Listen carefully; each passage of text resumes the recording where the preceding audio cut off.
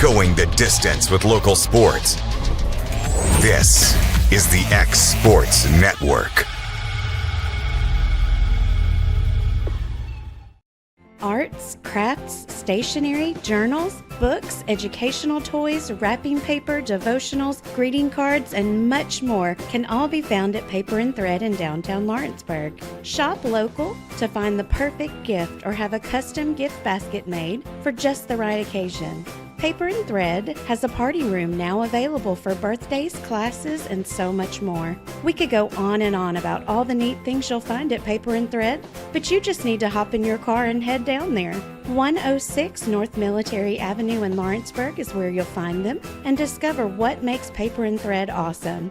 That's Paper and Thread in downtown Lawrenceburg, 106 North Military Avenue, just north of the square.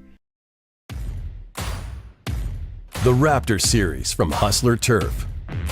A premium line of residential mowers designed with a wide stance for operator comfort. A one-piece 11-gauge steel frame and welded steel deck for added durability. Finished off with premium Kawasaki V-twin power. We are Hustler Turf, and this is Hustler Country. Since 1955, Evers Construction has been the company folks have trusted for residential and commercial construction projects. Today, Evers is still the leader in building and is just as committed to maintaining. From residential to commercial and industrial, Evers' team of experts stands ready to install, service, and repair all your HVAC and plumbing needs. Specializing in leak repair, maintenance, air duct cleaning and repair, air handler service, drain cleaning, gas line work, emergency unit repair, inspections, and more. Evers Construction offers a preventative maintenance package to keep your home or business cool in the summer and warm in the winter. Trained, trusted, reliable. For more information or to schedule an appointment with the pros who know, phone 931-762-3593 or visit eversconstructionco.com. Evers Construction Company in Lawrenceburg, Tennessee. A&M Medical is Lawrence County's newest medical clinic, specializing in urgent and primary care. Practitioners Andrea Bain and Meredith Hutton bring years of experience and compassion to keep you and your family healthy. A&M Medical features a separate well waiting room to meet your needs. Visit today and ask about A&M's weight loss program and telemedicine services. That's A&M Medical, located at 2367 Highway 43 South in Leoma, Tennessee. Going the distance with local sports. This is the X Sports Network.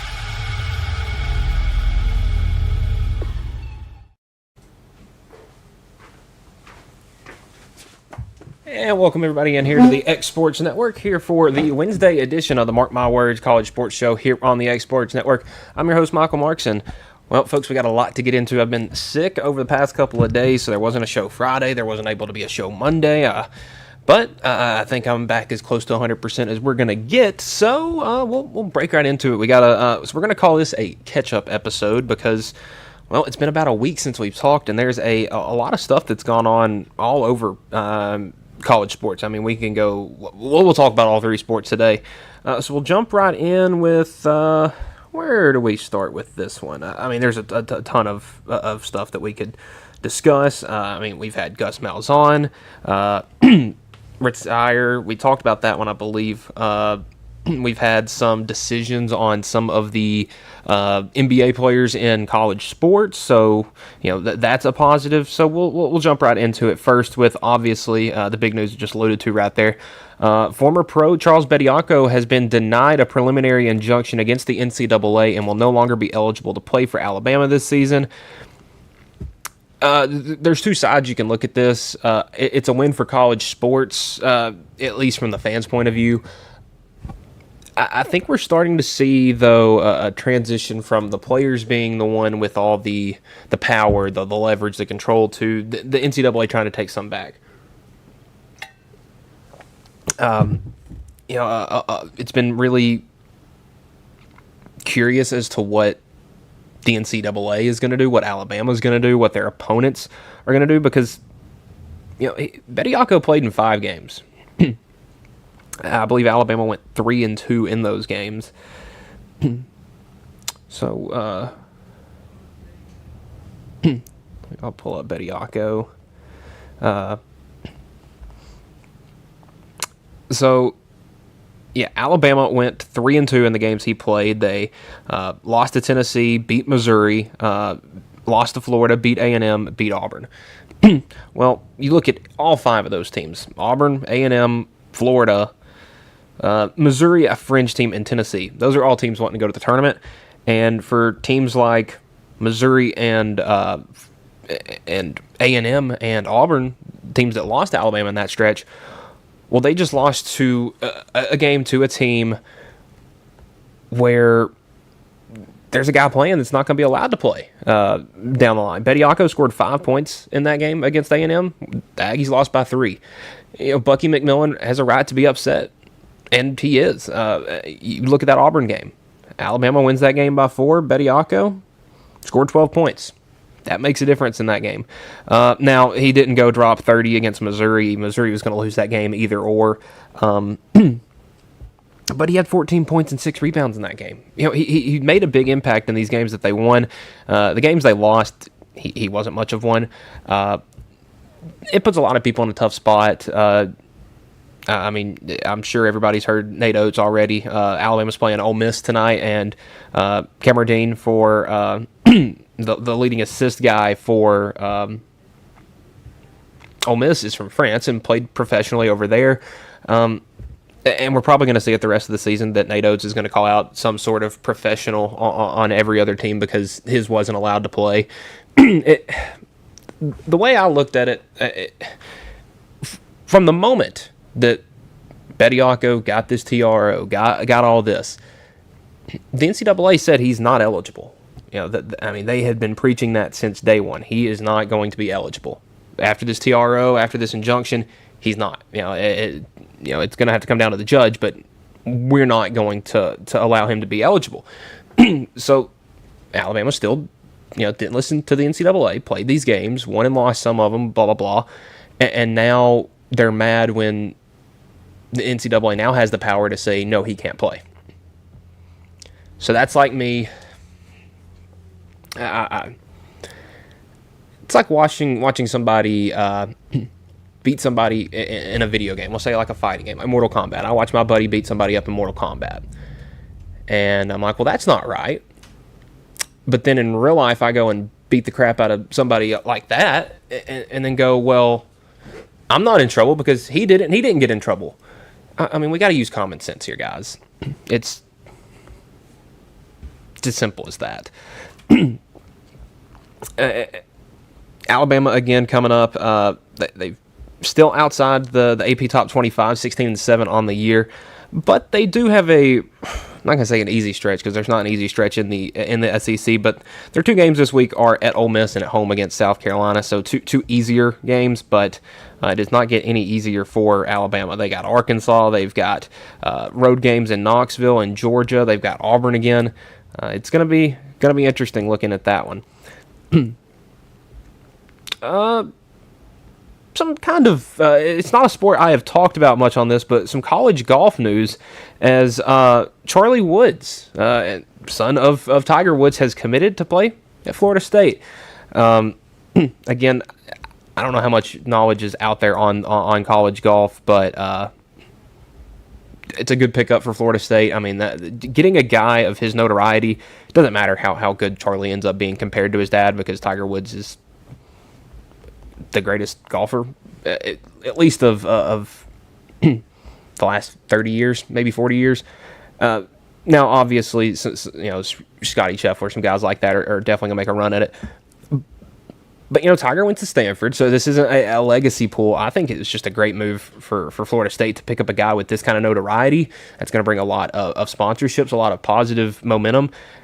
That's the kind of recruit that sets an entire athletic department up, because we can look at other sports, really anything outside of, football. Men's is not going great at Florida State right now. Men's basketball was on a bit of an uptick, but it's still not great. Now softball and women's basketball are going fine down there, but, they need some help, and a guy like Woods is definitely a guy that can help that.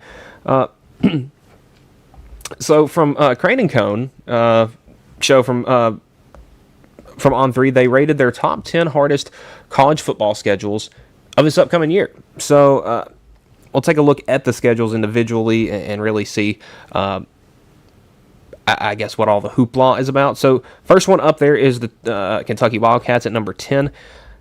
Kentucky is going to have a new football coach. They're going to have a lot of new. But I think it's good when it comes to what this new age of college football has come to. So looking at Kentucky for this year, they open up a home game against Youngstown State, and then it immediately goes bad the next week when you got to host Alabama. Then you got to go to A&M, home against South Alabama, at South Carolina, home against LSU, at Oklahoma, versus Vanderbilt, at Tennessee, home against Florida, at Missouri, versus Louisville.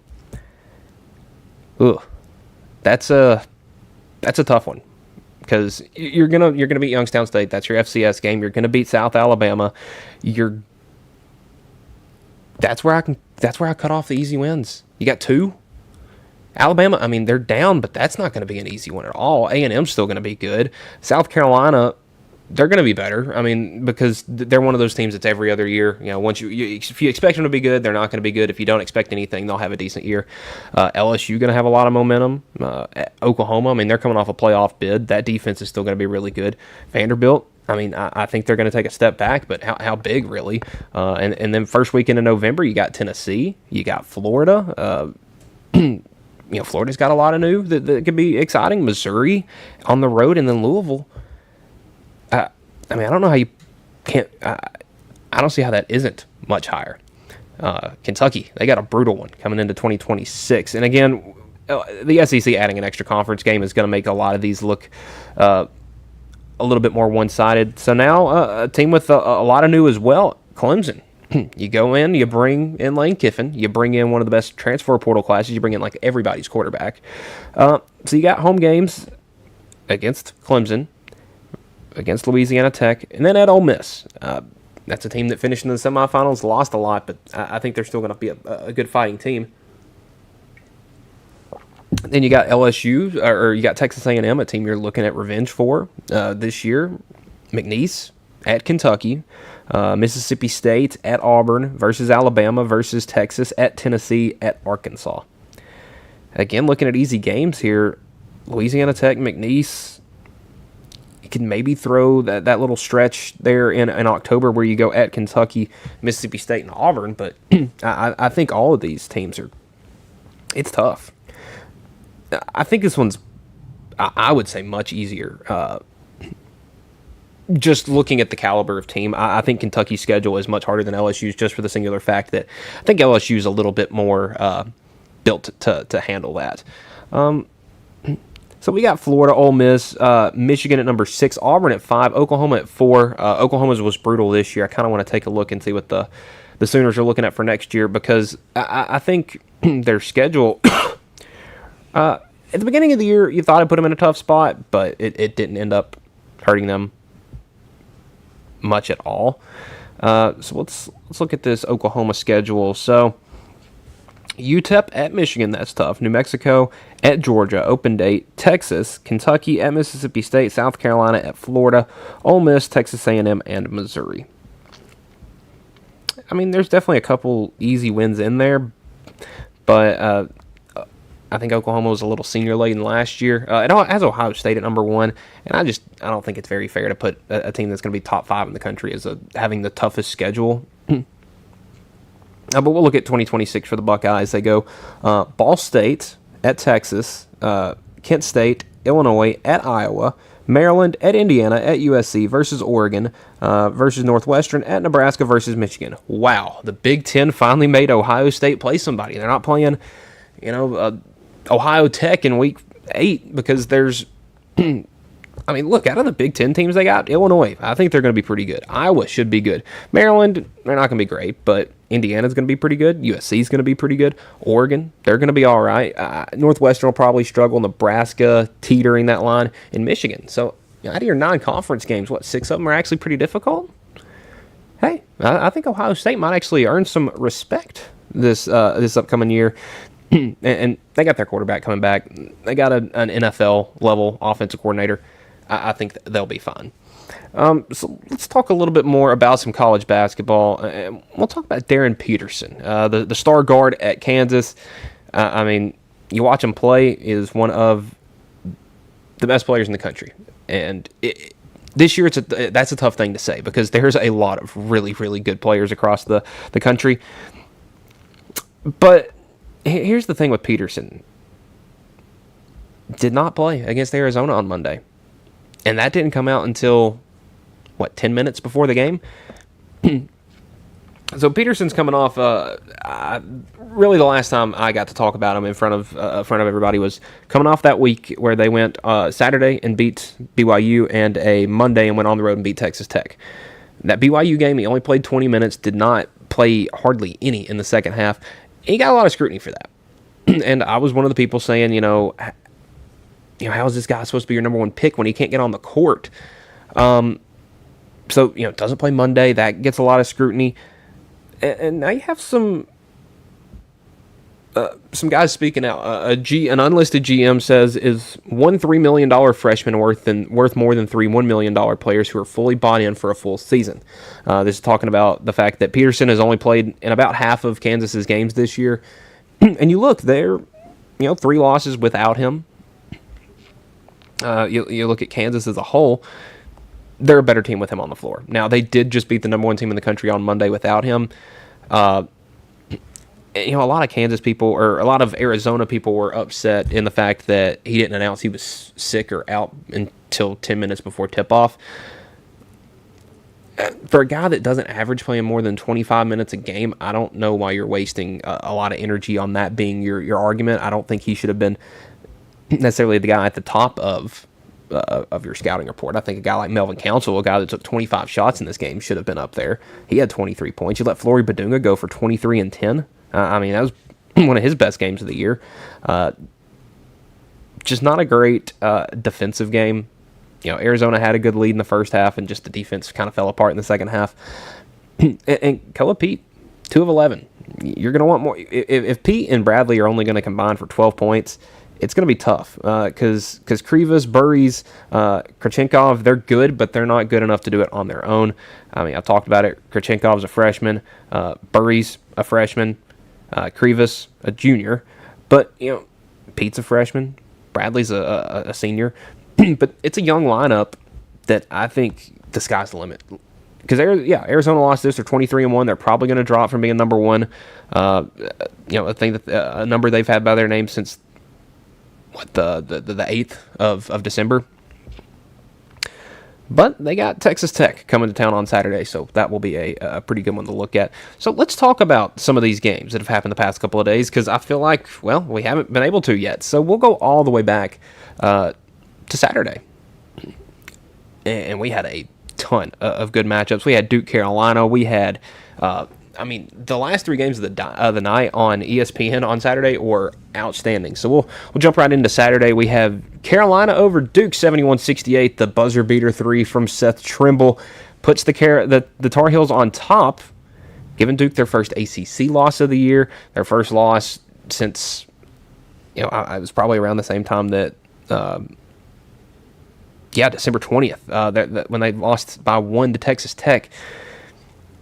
I think Duke has a bit of offensive ineptitude late in games. They just, and we saw it last year. I think that, I don't know if it's John Shire, I don't know if it's just the personnel he has, but he really struggles coaching in games late.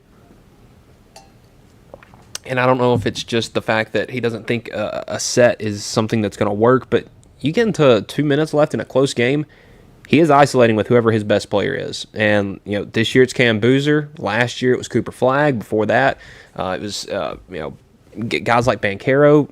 And I'm not saying Boozer's not that guy, because he is.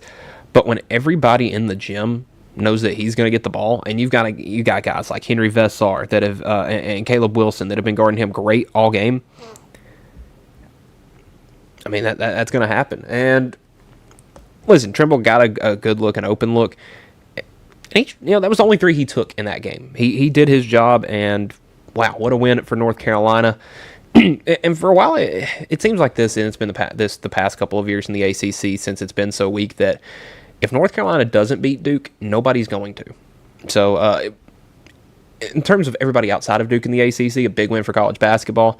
But for the ACC themselves, I mean, Duke's your only thing really holding the conference up. So I don't think beating them up is necessarily going to get you anything. You give Virginia over Syracuse 72-59. The Orange struggling. I mean, your coach is benching Kyan Anthony for no reason. One of your best players to try to prove a point. He calls it a part of the journey. I think he's out after the year. I mean, Syracuse, they have a really nice win over Tennessee in the ACC-SEC Challenge, but other than that, have they done anything worth going home about? I mean, a 10-point loss they took Houston to overtime in November. They took Kansas to a 10-point game, but wins over Georgia Tech, Pitt, Florida State. I mean, losing to Boston College, it's just not a good look. And with the teams like SMU, Duke, North Carolina coming up, it's only going to get a lot darker for Syracuse. Now, on the other end, let's talk about Virginia. The Cavs 9-2 in the ACC, looking really good. And a really strange team because they're kind of like Arizona in the way that they have so much youth. Grunlow, DeRitter, both freshmen, both averaging over 10 points a game. I mean, those guys are giving you 25. Sam Lewis, the juniors, had an outstanding year. Transfers from Toledo, a guy you probably never really heard of. He's done great this year. I'm still a huge fan of Chase Mallory off the bench, exciting point guard. Malik Thomas, a little bit down in this game, but when he's good, Virginia's tough to beat. Louisville over Wake Forest, 88-80. You got Michael Brown back. Didn't shoot the greatest, but all your starters at least 11 points. You have 6 guys score at least 11 because Ruth's off the bench gives you that. Defense is a little weak. Juke Harris had a big game, but really not much to worry about. Good win over the Deacons. NC State 82-73 over Virginia Tech. SMU 86-67 over Pitt. Miami 74-68 over Boston College. Florida State getting a win over Notre Dame 82-79. Clemson 77-55 victors over Cal. And Stanford, the 95-72 winners over Georgia Tech. So we will jump now into the Big Ten on Saturday. Not a ton of action, but still some pretty good games. Nebraska 80-68 win over Rutgers. Not much to talk about here. Rank Moss, 26 points, 8 rebounds. Bryce Sanford, 15 points. Jamarcus Lawrence with 12. Hoiberg with 13. Good team basketball and didn't really let anybody for Rutgers get going. Indiana, 78-70 winners over 78-77 winners over Wisconsin. Noah Winter with 26. Nick Boyd with 20 and 18 from John Blackwell. But that wasn't enough because the rest of the team only scored 13 points. For Indiana, though, big game from Sam Alexis, Tucker DeVries. Lamar Wilkinson goes for 25 again. And, man, when that kid's shooting, they're a tough team to stop. Purdue, a bit of a shaky start, but end up getting the win over the Ducks, 68-64. Nate Biddle, 23 points for Oregon, 14 points from Takai Simpkins, but not enough to really shut down Fletcher Lawyer, who had 18 points. Braden Smith, 6 turnovers in this game. Really turned the ball over a ton. Not a lot of games where you're going to see him have half as many assists as turnovers. Usually it's the other way around. Trey Kaufman-Rim didn't shoot great, but man, just a really good defensive showing from Oregon. The game to finish off Saturday night, Michigan State getting the win over Illinois, 85-82. Whew, what a game. Jeremy Fears goes for 26 points, 15 assists, 2 turnovers, and I don't know, maybe six to 8 people he tripped in that game. We'll talk about that in a minute. Jackson Kohler, 11 points, 16 rebounds. He was huge. Cohen Carr had one of the coolest in-game dunks you'll see. More of a spread-out performance from Illinois, as you've seen all year. Merkovich with 18 points, 6 boards, 12 points from Ivasic. Keaton Wagler, only 16 points, bit tough shooting night for him, 2 for 16. 14 shooting from Stojakovic. He had 17 points. Jake Davis getting the offensive rebound, hitting the free throws to send the game to overtime was exciting, but once overtime hit, Michigan State took over, and that was a big win for Michigan State at the Breslin Center. and a 77-73 win over Washington for UCLA. On to the Big 12. Iowa, 72-69 winners over Baylor. 24 points from Cam Carr for Baylor. And I'll tell you, the kid's putting up 20 points a game. Oh, the Tennessean fan in me is hating that we let that guy let him go. On the other side, for the Cyclones, Josh Jefferson, again, was really good. 15 points, 5 rebounds, 4 assists. Momcilovic, 21 and 5. Tamin Lipsey, 14 points, 9 boards, 3 assists for the guard. Another good win for the Cyclones, 21 and 2 overall. And man, you got to be perfect this year to have a good ranking by your name. Kansas 71-59 over Utah, 84-82 TCU over Kansas State. Arizona puts up a 37-point win over Oklahoma State, and this is before Monday. Colorado victors over Arizona State, and then the game of the night, really, or one of the games of the night, 77-66 win over BYU for Houston. The starters were awesome in this game. Signac, 16 points, 10 points from JoJo Tugler. Kingston Flemings was awesome with 19 points, 5 rebounds, and 5 assists. Uzan, only guy that played all 40 minutes, didn't shoot great, but really kept the game under control with 8 points. 14 points from Emmanuel Sharp. DeBonsa, 28 points. But here's the thing. Saunders, 1 for 8, 7 points. Wright can go for 17, but when he becomes a scoring threat instead of a passing threat, BYU's offense really takes a hit. So we'll look at some games that have happened early into this week. On Monday night, we had St. John's. Big Papa, Rick Pitino, getting another very memorable win over his son, and Xavier Richard Pitino, 87-82 win for the Red Storm. Man, I'll tell you, a guy that has really improved this year, Zuby Ejiofor. He's putting up 16 points, 8 rebounds, but lately, it feels like he's 20 and 10 every night. Dylan Mitchell, 4 points, 12 rebounds in 42 minutes, played almost the entire game. Bryce Hopkins was really good. Isaiah Sellers, 11 points. 21 points for Trey Carroll, 13 for Milicevic, and 12 for Phillip for Xavier. Musketeers just, it was 42-42 at half. It was 78-78 at the end of regulation, and St. John's just got a bit of a leg up there in overtime. Louisville puts up 118 points on NC State. They win 118-77. And remember earlier when I said, hey, don't worry about that 2 for 10 shooting or whatever from Michael Brown? Well, that's because Saturday he put up 45, or Monday, pardon, he put up 45 points, 14-23 shooting, 10 of 16 from 3, 7 of 7 from the line, 9 assists. Him and Conwell had a 31-point game, and it was 15 points away from being the biggest talked about thing in that game. You have 2 guys in this game score a combined 76 points. The other team scored 77 the entire game. I don't think I've seen anything like that. 2 guys over. Let's do a little. Let's see how much AI can help us out here. Let's just see. College games with multiple 30. I just want to see if this is a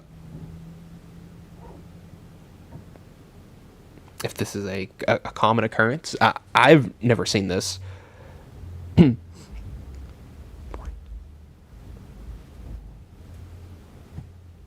Okay, so let's see. I've seen guys put up 30. I've seen guys put up 40. 2 guys, though, and that's what makes Louisville so dangerous. They just put up 120 on a NC State team that I will say is... Oh, we actually had one last night? Oh, well, they were... Did we have one last night? Am I really just going to look this dumb?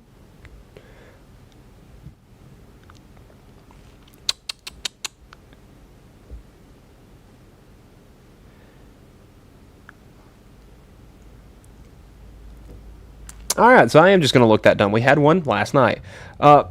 It's not something you see a lot, though, and I think it's just incredible. It just shows how good this Louisville team is, that you can ask Conwell to go give you 30, you can ask Brown to go give you 30, because both of them are 20-point-per-game guys like it's nobody's business. Now, Brown has missed a lot of time, But now that he's getting back and he's in a groove, watch out for Louisville.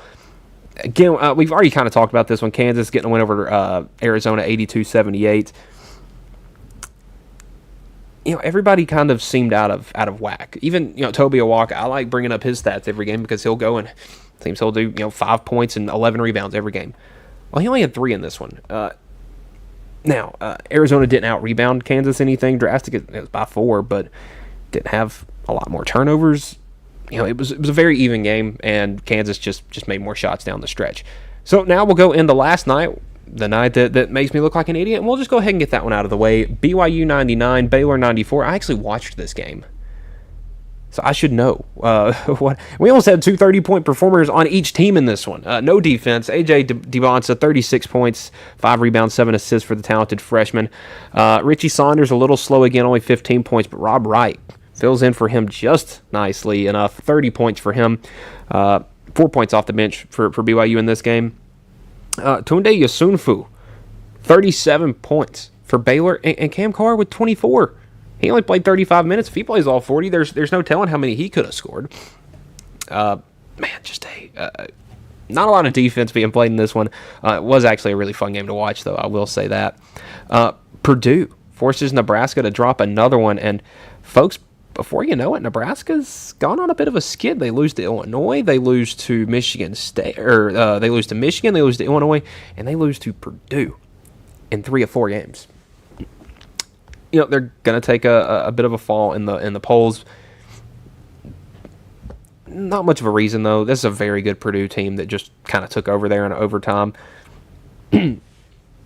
Vandy. 84-76 winners over Auburn. I'll tell you, a guy that I've really become a huge fan of lately, Tyler Tanner for Vanderbilt, the point guard out of Brentwood. Let's just look at a couple of his past performances. We'll go back to the start of conference play. January 3rd, South Carolina, 19, 29 against Alabama, 20 against LSU, 17 against Texas, 20 against Florida, 11 against Arkansas. Now that 17, 20, and 11, that was a 3-game losing streak. They get back on the winning streak. He goes 24, 19, 24. He had 37 against Oklahoma on Saturday and 25. And my favorite thing about it is he is like everybody. He's the kind of guy you like to criticize because 14 of the 37 from the line against Oklahoma, 12 of the 25 from the line against Auburn. Yeah, his shooting percentages aren't great. They look like spring toward 8s, but he puts up points in Vandy. They've been winning. Won 3 of their last 4 after a little bit of a skid there in the early going of conference play. I think they're a team that'll hit a good stride late. Illinois dropped another 92-90 losers to Wisconsin. John Blackwell 24, Nick Boyd with 25, 18 points off the bench from Austin Rapp. For Illinois, Keaton Wagler goes for 34. College basketball, the offense this year is definitely not the problem. But this one, man, just really great shooting all the way around. But, I mean, there were 31 made threes in this game between the two teams. And here's the thing. Wisconsin got off 16 more shots and only won the game by 2. I think that's kind of one of those that if you're Illinois, you let it get away from you because, I mean, they only had 4 turnovers the whole game. You had 13. If you give yourself 9 extra possessions, I'm sure you win that game. I would guarantee it. Another good one from last night, we had Houston over Utah, 66-52, a very defensive game, but I'll tell you who wasn't playing defense, Emmanuel Sharp, 8 of 13 from 3. He was exciting, 27 points. Not much really to talk about from anyone else in that game. Good win for Houston as they keep improving. 10-1 in conference play in the Big 12. And talking about another team that has fallen in conference play, Iowa State. Just talked about a big win. Well, they lose the next game to TCU, 62-55. The offense is bad, 44% from the field. You only got to the line 8 times, and you went 2 of 8 from the free throw line. 5 of 23 from 3. You deserve to lose that game. Enough said there. Arkansas puts up 91 over LSU. Really good game from Darius Acuff. 28 points, 5 assists for him. Trevin Brazile, 14 points, 12 rebounds. Malik Thomas becoming that next scoring threat for Arkansas, makes them even more dangerous when it comes to March. And Gonzaga, a team that a lot of people have been very critical of as of late because you look. Well, they have a 40-point loss to Michigan on their schedule, and their other loss is to a team who had so many players out sick that their coach had to practice with them, and he tore his Achilles at Portland, who is 11-14.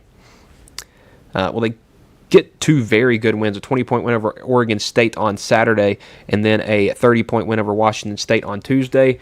Seem to be getting back on track, but I think for the general public, they're going to need to see a little bit more out of Gonzaga, because I don't know if it's because they haven't been as dominant, and I don't know how you could honestly say that, really. But is the WCC kind of bad this year? I mean, St. Mary's and Santa Clara are awesome, but outside of them, I mean, it is you could very well get all three of those teams in the tournament, because there are some other conferences that are so bad. But whew, WCC a little weak this year. Looking at tonight in college basketball, we'll go conference by conference. We'll start first in the ACC. We got Virginia Tech at Clemson. That game at 6 p.m. on the ACC network, followed up by Cal at Syracuse, Wake at Georgia Tech, and Stanford at Boston College. So, listen, I think the Virginia Tech Clemson game will be fun, but other than that, not a whole lot to keep an eye on in the ACC tonight. Over to the Big Ten, we have a couple of games tonight. Iowa at Maryland, USC at Ohio State should be a pretty good game. Michigan at Northwestern, Penn State at Washington. Not too many huge games during the middle of the week. Tonight in the Big 12, you have Colorado at Texas Tech. That could be a pretty interesting one. And then Cincinnati at Kansas State. Now on over to the Big East. UConn at Butler tonight at 6:30 on TNT, followed up by Providence at Seton Hall, and then Creighton at DePaul. And now over into the SEC, where we have I'd say some fairly good matchups tonight. Tennessee at Mississippi State down there at the Hump. Florida at Georgia, Bama at Ole Miss, and Missouri at A&M. And listen, I think that road week. Listen, Saturday, it's Valentine's Day, and we've got a ton of great matchups coming up. So definitely keep your eyes peeled for that. And let's jump over to a little bit of college baseball. We've kind of been all over the place in this episode, but that's what I think makes this so much fun. So official numbers out of Knoxville, the new Lindsey Nelson Stadium capacity, 8,012. That's a pretty big jump from where it was prior. Make sure I get that number right. 2024 Lindsey Nelson Stadium capacity. So yeah, it went from 5,500 to 8,000. That's 2,500 more seats. That's a ton.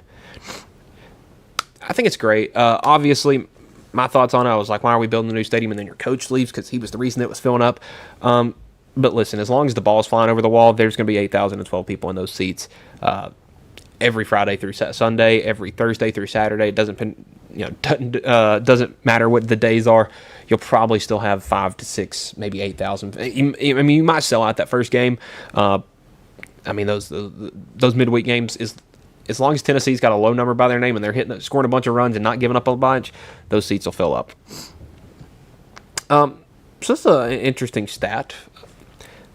So there's something Jeff Goodman posted Monday, and a guy that I'm pretty critical of, but it's a pretty interesting fact. There have been 15 top 10 games at Allen Fieldhouse where Kansas wasn't the higher ranked team in the Bill Self era. 15. Where it was a top 10 game, Kansas wasn't the number one team, wasn't the higher ranked team. Bill Self's won all 15 of them. Bill Self's 40-0. Well, I'm not sure if it's just Bill Self, but Kansas is 40-0 at the Fog on Super Monday. They don't lose those games. It's just crazy. So let's talk about, I just said it, let's talk a little baseball. We had some preseason stuff come out. I mean, we saw Tennessee's new great jerseys. I think those are great. But the coaches poll has come out, and we'll kind of go over it. You got LSU at number 1. I think it's fair. They're the baseball program in the SEC right now. They're consistently there every year. I mean, their worst year over the past decade, really, have been years that have ended in supers and regionals to teams that ended up going to Omaha. Number 2, Texas. They had a great first year in the SEC, and I thought they would struggle. But you pick up Jim Schlossnagle, I think that gives you a lot of confidence in year 2, what he's going to be able to bring in. I mean, he won the conference in his first year. Texas had a low number next to their name, but they were kind of like Vanderbilt and just ran into a really good team in UTSA in their own region. Mississippi State, listen, I'm a big Brian O'Connor fan because I think he is one of the best coaches in the country in college baseball, but pump the brakes. It's him, and he took like 5 players with him for Virginia who were good but not great. I mean, let's look at where Virginia finished last year in baseball, because I don't believe they made it to the College World Series.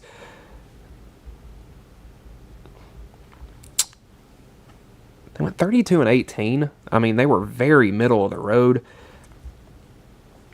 And I don't think that is... I'm not trying to blame it on anybody or anything, but you know, you started the year with a 2 next to your name, and you finish with, and you know, really by the end of, by the middle of March, you don't have a number by your name. Listen, I think he's a great coach. I think he's going to have much better facilities at Mississippi State, and he's going to be able to bring in some better talent, but I think that Mississippi State is a little overhyped this year. I think baseball is one of those things that kind of takes time to settle in. Arkansas at number 4. Listen, you could predict Arkansas at 2 every year, and I would not contest that one bit. They're a great regular season baseball team. I read something, they hadn't lost, 13 conference games out of the 30? They're going at least 18-12 every year? That's absurd. Auburn at 5, Tennessee at 6. I think you could really flip-flop those two. I think they're both kind of around the same thing. It's just what you're going to get from each team. Auburn, I think, has a lot more continuity on their coaching staff. Tennessee, though, a lot of young pieces and have brought in some stacked classes over the past couple of years. Florida at 7, I think, is a bit high as well. You lose, are you going to have Kevin O'Sullivan? You lost your top assistant to Tennessee. And just with all the bad momentum going around Florida, with the way they ended last year with O'Sullivan, at the Conway Regional, I think is going to have a long-lasting effect. We haven't seen it yet, but I think if we don't watch out, Florida is going to take a bit of a drop. Vandy at 8, I think, is kind of low, but then you look at the teams above them, and you're like, okay, the SEC is just good. If you're top 10 in the SEC, you're pretty dang good. Georgia at 9. I think that there, probably be times this year where they're a top 10 team. Ole Miss at 10, Kentucky 11. Really, I think 9 through 11 you could flip flop, and you could even throw Bama in there at 12. It kind of just depends on what you get from them pitching. 13, Texas A&M. Not a lot of confidence in Michael Early from last year, and you could say, Jim Schlossnagle took all his players and coaches with him to Texas. Yeah, but Texas A&M still had a ton of talent left. They still had Jace Laviolette, who was preseason going to be the top pick in the draft. Gavin Gahovac, you still had him. Still had a good bit of arms from that World Series runner-up team. And you kind of stunk. You got swept by Missouri.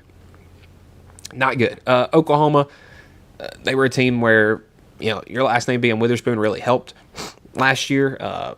Not much help other than that. You'll learn some names from Oklahoma throughout the season. Same thing with South Carolina. You brought in Paul Mainieri, legendary coach from LSU, to try to turn things around, and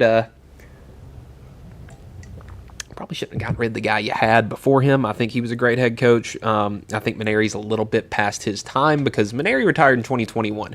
NIL, transfer portal, that stuff started ramping up around then. He got out before it really ramped up, and now he's going to be a couple steps behind all these other coaches. Same thing with Missouri. It's Missouri baseball.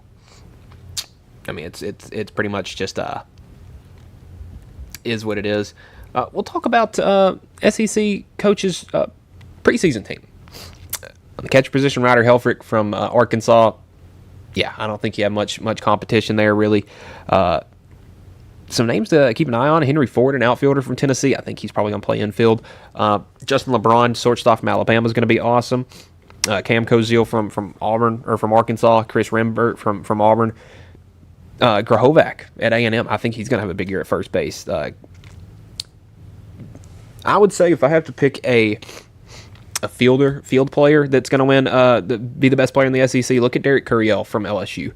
He's drawing comparisons to guys like Alex Bregman, to guys like Dylan Cruz, guys that can swing a bat like that, and he was only a freshman last year. When you go to the bullpen, or really any starting pitchers, I don't think you can look past Dylan Volantis at Texas. He's going to have a bit of a slump because it's the sophomore slump. It's going to happen. But maybe a guy that people aren't talking about as much. I've heard a lot of positive stuff out of Landon Mack at Tennessee that transferred from Rutgers. Watch out for him. Levi Clark at Tennessee. He's on the second team all coaches team. Keo Aloy, Vahiva Aloy's little brother, is on there as well. Stephen Milam at LSU. You know what you're going to get out of him. Chase Freilich, the catcher at Auburn, is awesome. Connor Fennell from Vanderbilt. I think he's going to be great, as Gabe Gackle. And listen, with college baseball starting Friday, I mean, I'm just beyond excited. So D1 baseball cast out 279 votes as to who do they think is going to win the College World Series. Leading the way with nearly 99 of them, LSU. Some teams like UCLA, Texas, and Arkansas are in there as well. Mississippi State, Tennessee, Florida State. I mean, you're looking at probably most of my Omaha 8 in there right now. I think LSU and UCLA should be as close to locks to get back as you can be. I mean, those two put on some great matchups last year. Everyone else, though, I mean, you're going to have guys that you've never heard of that come out and have a pitching performance of a lifetime, stuff like that. It's going to be a ton of fun.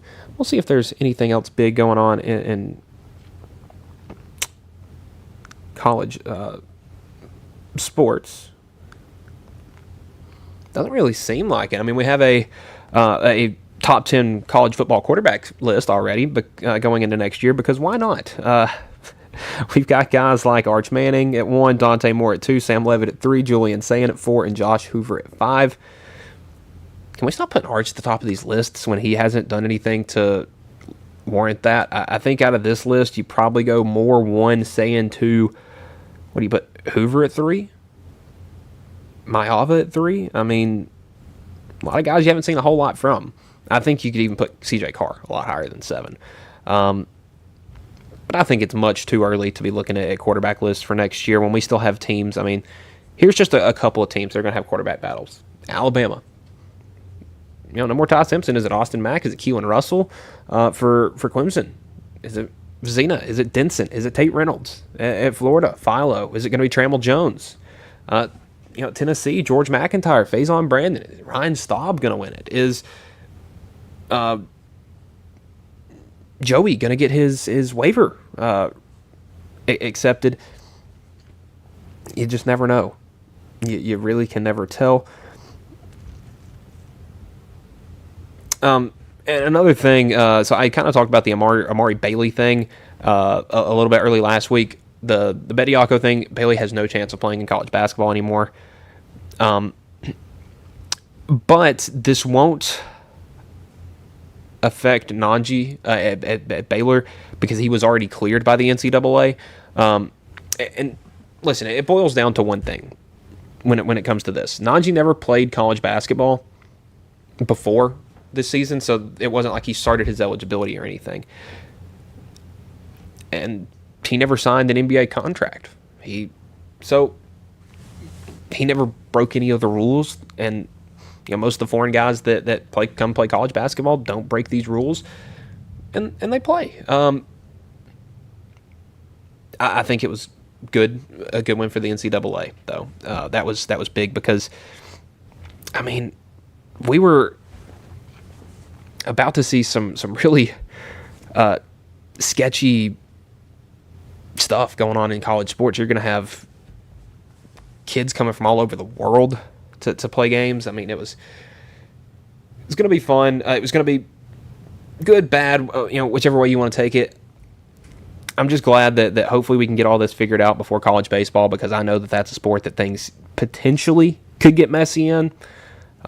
But man, yeah, let's get college baseball started up on Friday. We'll talk a little bit more about that on Friday. But that will do it for today's edition of the Mark My Words College Sports Show here on the X Sports Network. We'll be back on Friday. We are going to get you ready for opening day for college baseball. We're going to get you ready for the weekend of college basketball. And there's probably going to be something in college football going on, so we'll talk about that. So for Michael Marks, this has been the Mark My Words College Sports Show on the X Sports Network. Have a good day, everyone.